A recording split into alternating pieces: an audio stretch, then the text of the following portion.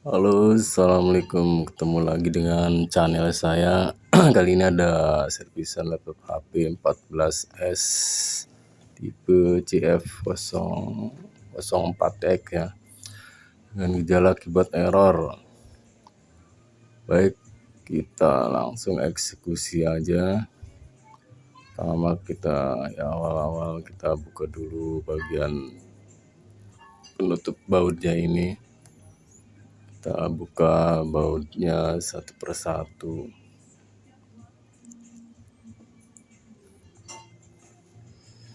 Ini adalah karet untuk penutup baut bodi yang di atas ya.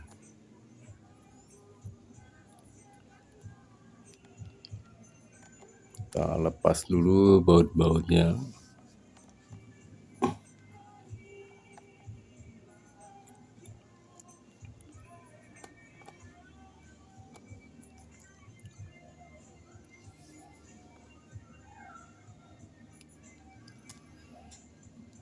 Untuk HP tipe model 14S ini bautnya nggak begitu banyak, jadi mudah. Oke, baut sudah kita lepas. Sekarang kita bongkar bodinya ya. Kita buka dulu laptopnya seperti awal. Kita congkel bagian ini. Boleh pakai cutter pelan-pelan ya untuk menyongkel pengait di frame atasnya ini.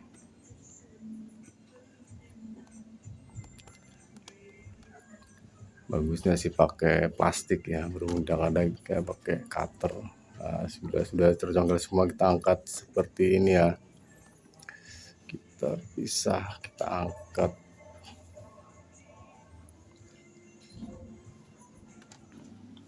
Oke, ini penutup bagian bawah sudah dibuka.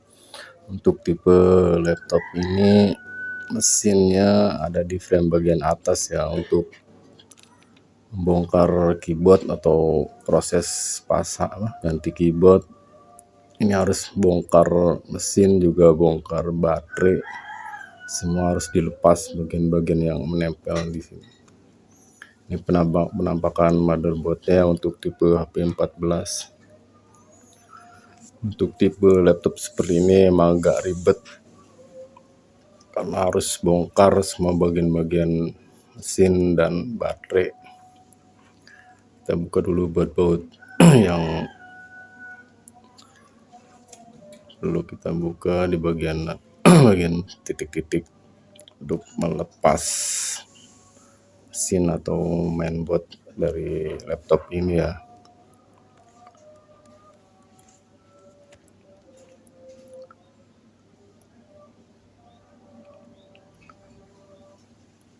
Nah, untuk bagian engselnya kita angkat dulu. Setelah bautnya dibuka kanan kiri kita angkat seperti ini ya, karena ini untuk memisahkan frame dari layar.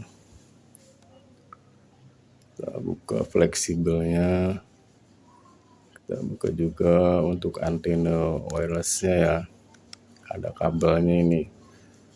Sekarang wirelessnya kita buka. Setelah ini baru kita cabut seperti ini ya.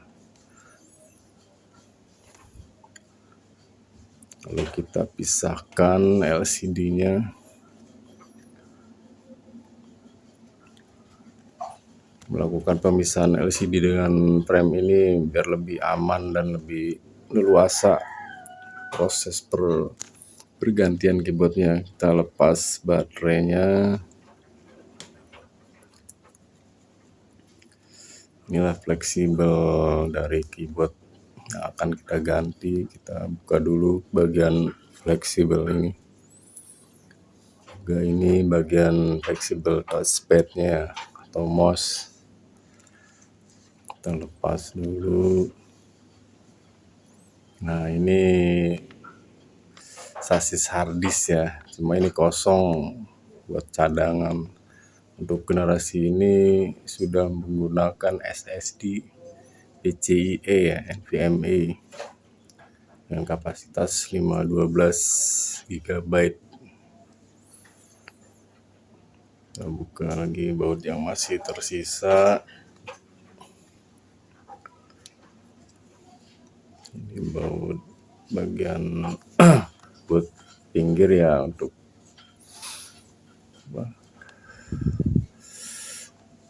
sambungan ke jalur USB.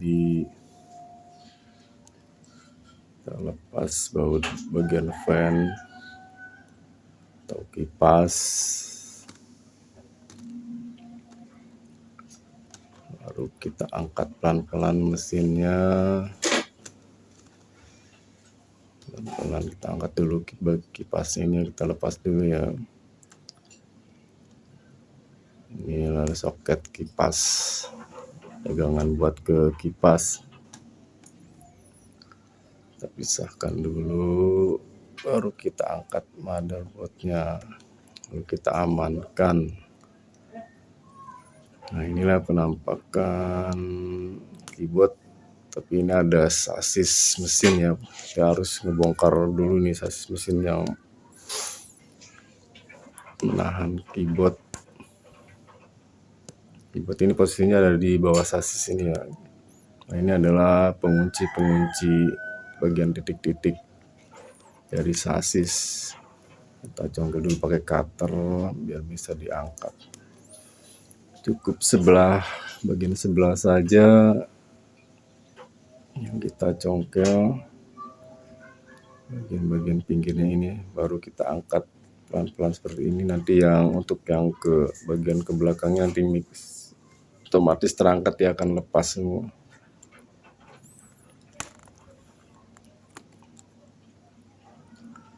Baru kita angkat pelan-pelan.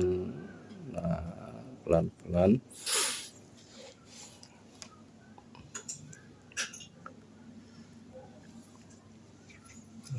Nah, inilah sasis mesin ya. Sekalian dia buat sekalian fungsinya dia menahan keyboard juga.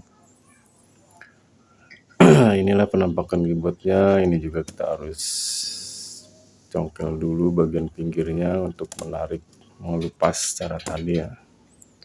Sudah kena pinggirnya, baru nanti bagian ke belakang yang ikut otomatis terbuka seperti ini. Inilah penampakan keyboard yang udah error, udah rusak, yang perlu kita ganti. Oke, ini keyboard baru yang akan kita pasang sebagai penggantinya.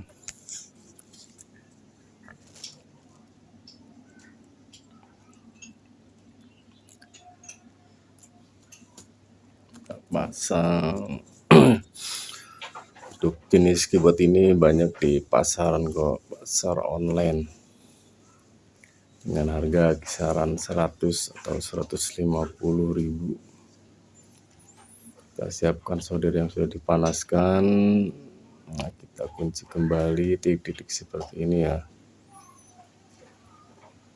penahan keyboard. Ini harus menggunakan solder ya. Ini tidak semua harus di ini, titik-titik tertentu saja, bagian pinggir, tengah, dan samping-samping, enggak semua titik. Kita panaskan, lalu kita pencet pakai jempol kayak ini ya, biar dia nahan seperti paku, atasnya paku kayak gitu ya. Ya sudah kita pasang kembali sasisnya. Jangan lupa ini lubang bagian fleksibel keyboardnya, kita masukkan dulu keyboardnya ke lubang ini seperti ini ya. Untuk pemasangan sasis mesinnya, kita rapatkan lagi.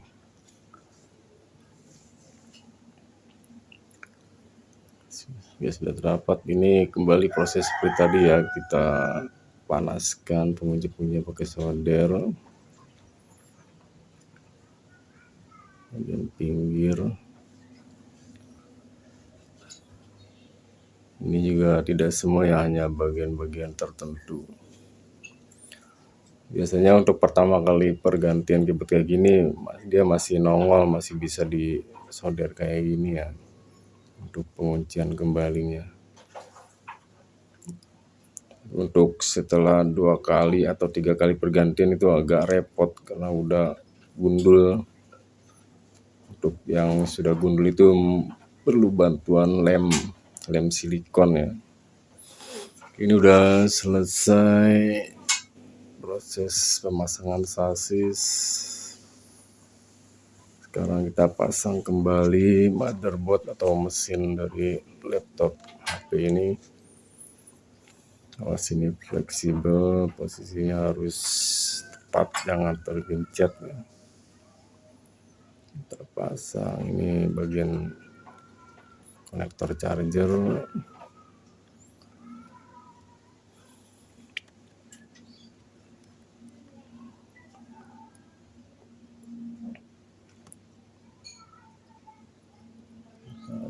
Terus pastikan posisi harus tepat ya, seperti awal.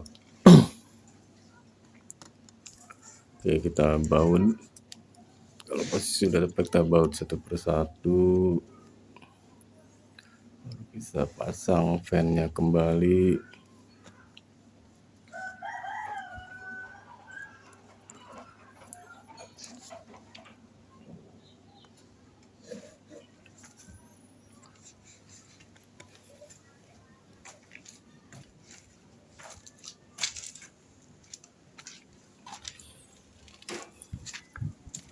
Kita baut lagi bagian baut fan-nya, kita pasang lagi soket tegangan fan-nya. Jangan lupa ini fatal kalau sampai lupa pasang soket tegangan buat DC ke arus ke fan. Nah dia kalau nggak kepasang nggak muter, nanti prosesornya panas.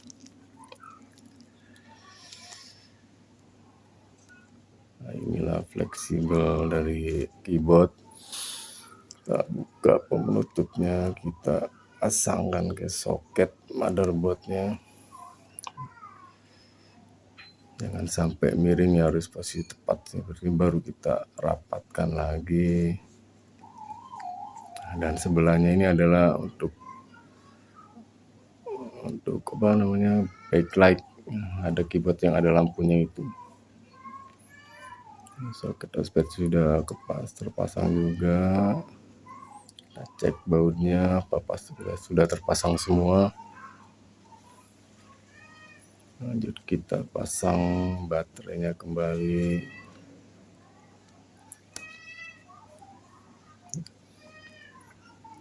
Pastikan dengan soketnya sudah pas. Kita harus teliti ya, jangan sampai miring dikit. Sudah pas, kita baut lagi.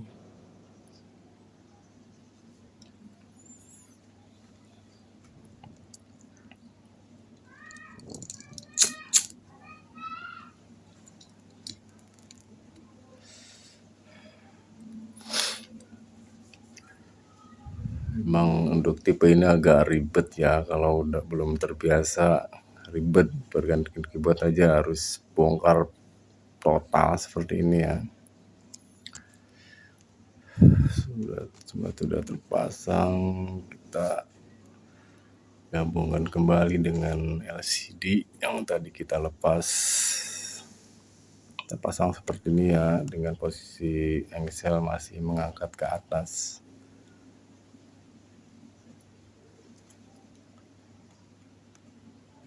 Sudah pas, fleksibel terpasang, baru kita turunkan kembali engselnya seperti ini. Kita rapatkan kanan kiri ya,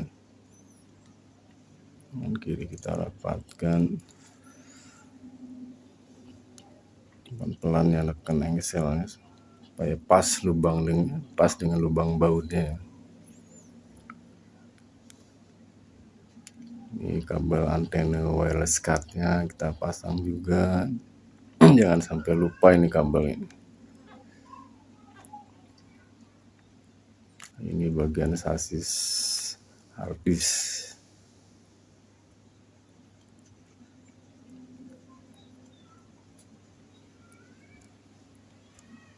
Oke, kita baut engselnya, kita baut kembali bagian-bagian baut di engsel ya, kita pasang lagi.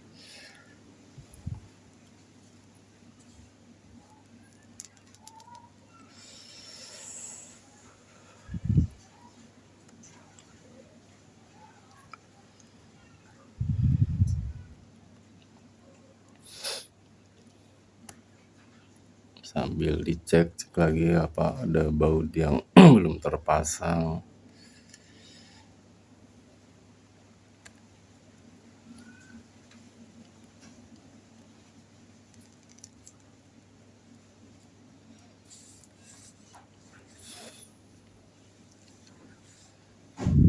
Untuk baut bagian engsel ini agak beda, dia agak besar ya, beda dengan baut yang untuk di mesin atau motherboardnya.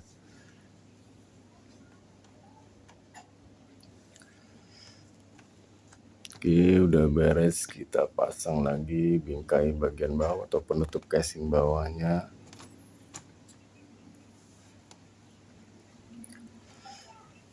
Pasang dengan cara samping dulu ya, bagian USB ini harus masuk dulu baru kita geser ke sini baru bisa dirapatkan.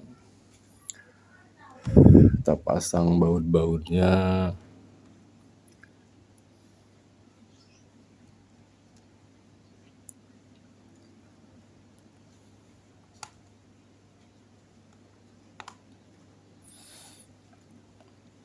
Kalau untuk bagian depan cuma satu baut ya, karena dia yang 3 di bagian depan samping sini ya. Baru kita pasang karet penutup bagian baut depan, itu dia lebih tipis.